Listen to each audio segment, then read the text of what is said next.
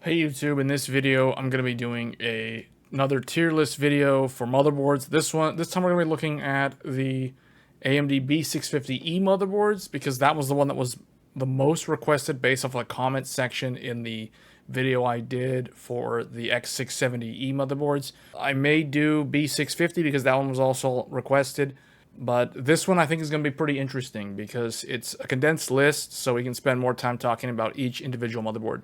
So let's jump right into it. So as you can see here, we have 8 motherboards. 4 of them are actually from ASRock, including one of the ITX motherboards. So there are 2 like small form factor motherboards here. There are no MATX, which is interesting. There are only ITX, and then there are mostly ATX boards, and there's a single ETX board from ASRock being the flagship. So ASRock's got 4 of them, so half of these motherboards belong to ASRock, and the remaining ones are all going to be from ASUS. And then Gigabyte does have the AORUS Master, and then MSI, strangely enough, does not offer a single B650E motherboard. So MSI is completely missing in action in this video. So for those that are fans of MSI and their motherboards, well, they don't have any B650E ones. All right, so the first one we're going to be looking at is the ASRock B650E PG Riptide Wi-Fi. So all these, I think, feature Wi-Fi. So this one, what I would say in terms of where it stands up, it's probably going to be C. None of these boards, even if they're like C or D, I guess D is probably one where I'd probably just avoid it, but C is not terrible. So this motherboard in particular, I'm going to go ahead and say it's C for the various reasons. So positives about it, you know, it's got a GPU support bracket, so it does come with that. The only other one that includes that is the Steel Legend from ASRock.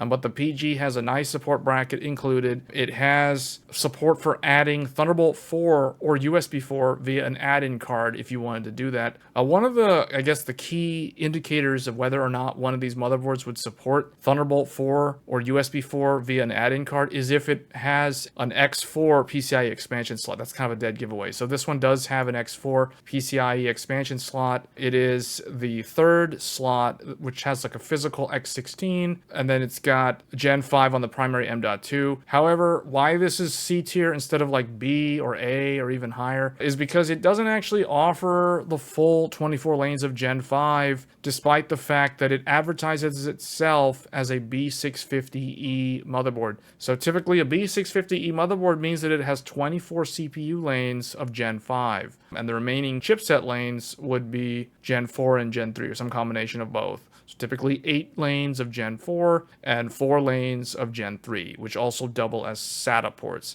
So in this case, this motherboard got the Gen 5 drive, but it doesn't have the Gen 5 GPU slot. And then it includes that 3rd PCIe Gen 4 slot off the chipset, but it's only an X1. But you can add Thunderbolt to the X4 slot. So the negatives things are you don't get the full Gen 5, even though it's a B650E motherboard, so that's the reason why it's in C tier primarily. It's a $240 motherboard, so not super great because once you're in like the 250 to 300 range, which this is just underneath that, you can get a much better motherboard. So that's kind of why this ends up in C tier. The 3rd M.2 slot is only 2 lanes instead of 4 lanes, but it is backwards compatible with M.2 SATA drives. So that is something worth noting about it. Overall, just kind of a mediocre motherboard, nothing too great. It's not super expensive though, so keep that in mind.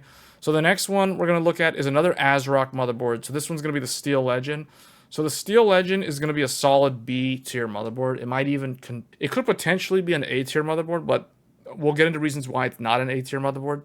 So just like the PG Lightning, it includes that nice GPU support bracket or that anti-sag bracket, which is really nice to have. So unlike the PG Riptide, this one has the full Gen 5 on the primary M.2 and the GPU slot. So you get 2 more M.2 drives at Gen 4 speed in addition to the Gen 5 drive. So you have 3 M.2 drives. You can also add Thunderbolt or USB 4 via an add-in card if you want. And that's pretty much about it. So the negative things about this motherboard, the 2nd PCIe slot is Gen 3, even though it's wired directly to the CPU. Typically, those would be Gen 4 or maybe even Gen 5, especially since this is advertised as a B650E motherboard. Typically, that should be Gen 5.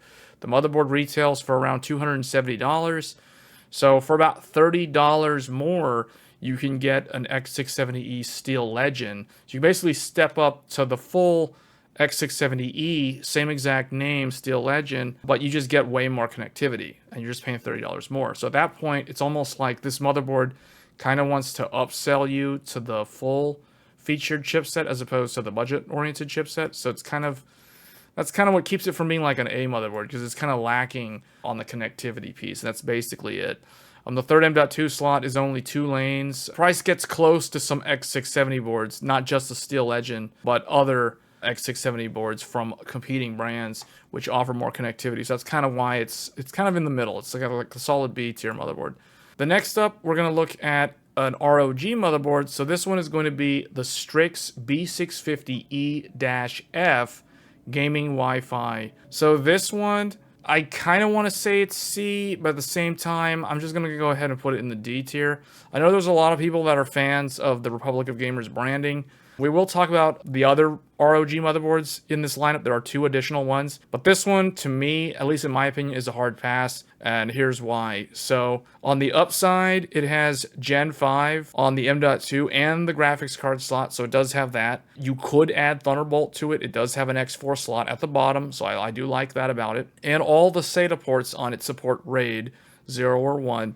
You won't find that on some of these B650 motherboards. The downside of it, though, it's way too much money. It's $300. $300, and it doesn't have a postcode debug. You know, it's neither of these other 2 motherboards had postcode debugs, but the thing is, this one costs quite a bit more money than those, especially the Riptide, and it doesn't really offer you that much more. The third M.2 drive shares bandwidth with the X4 PCIe slot. So basically what that means is if you wanted to add like a 4K capture card from Elgato or AverMedia, or if you wanted to add the Thunderbolt 4 or USB 4 add-in card from ASUS, you wouldn't be able to use that third M.2 drive, which means you'd only get like at most 2 M.2 drives out of this board, and you're paying $300. So to me, you know, that's just kind of a deal breaker. So bottom line is the Strix F is just too expensive, not enough connectivity, and it's got resource sharing that is kind of a deal breaker for a content creator. So that's why it's kind of a D tier motherboard. So now let's look at the small form factor, so the ITX.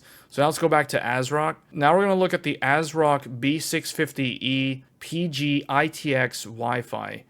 So this motherboard retails for around $290. So it's like $10 less than this overpriced ASUS board. But the thing about this motherboard is I think if you really want to do small form factor like ITX, this would probably be one of the best ones to go with, because the primary M.2 and the PCIe X16 slot run at the full Gen 5. So you're getting the benefit of Gen 5 as the B650E name implies, and it's small form factor, so you're not really missing anything in terms of what that form factor can give you. The other thing too is you get an extra M.2 at Gen 4 on the back of the motherboard. So they're making use of the back of it to compensate for the fact that it's a really small motherboard. So you get an extra M.2. That's really nice for small form factors. So you can do 2 M.2s. One can be Gen 5. One can be Gen 4. Graphics card in the future could be Gen 5. So longevity-wise, it's good. It's got a decent amount of USB ports on the back. I guess the only thing that I'll kind of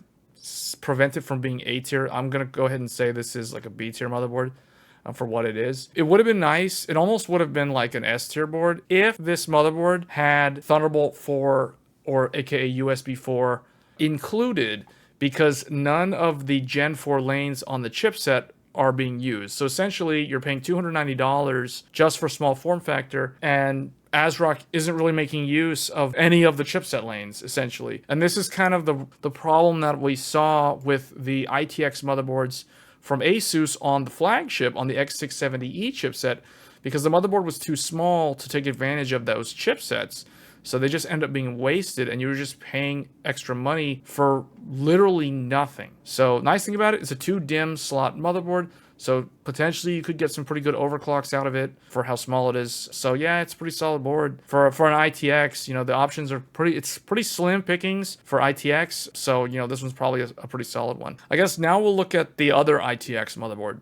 So this one's going to be from ASUS. You know, this one, I'm going to go ahead and say that it's also kind of a B tier motherboard. It doesn't really do anything significantly better than the ASRock board. They're both ITX. This one's going to retail for a little bit more because you're paying for that ASUS tax, I guess. So this one is about $330, which the price on that is pretty steep. You get Gen 5 on your PCIe and your M.2. You get the additional Gen 4 slot on the back of the motherboard as well, I believe. And then you also get 2 SATA ports, all supporting RAID 0 and 1. So in terms of functionality, it offers a little bit more than ASRock in terms of USB ports on the back. That's really the only thing. But the thing that's disappointing about it, and the reason why I can't say it's A tier, is it doesn't have a postcode debug.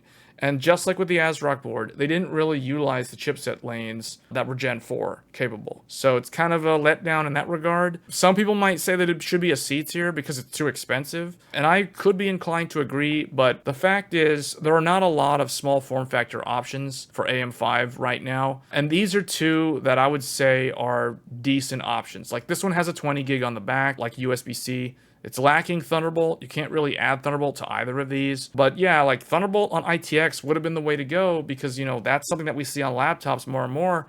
And I feel like the connectivity for these small form factors should be very similar to a laptop in terms of what they offer you. So that's a little disappointing. That's what keeps both of them from being a higher tier. But overall, they're pretty decent options. Definitely better options than what we saw on the X670E. The only thing was like the Gene motherboard did actually do like USB 4 and Thunderbolt, whereas these didn't. But the thing is, it cost $600, and it's like, that's just way too much money. It's like double the price of these for just Thunderbolt. It's like, no. So anyway, that leaves the remaining 3, what I call the flagship motherboards of the B650E line. So the first one we're going to start off with is, we'll just do Gigabyte's motherboard. So the Gigabyte AORUS Master, this is Gigabyte's only B650E motherboard, and it just so happens that it's a flagship. Gigabyte, I'm going to have to give them the win. They're going to have to be an S tier motherboard again.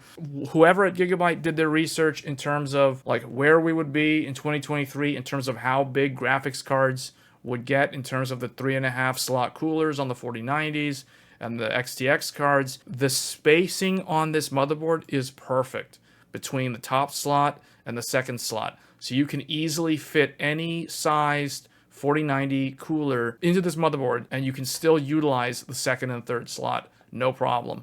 So because of that, that alone plus the connectivity is going to make this a top tier motherboard. So in terms of what it offers you, 4 Gen 5 M.2 slots. All 4 of them can do full Gen 5 speeds. 2 of them will use lanes from the GPU slot or the primary PCIe slot to do that, just like what we saw on the X670E AORUS Extreme. But for the price point, this is a $350 motherboard, so it's kind of pricey, but it is a flagship motherboard.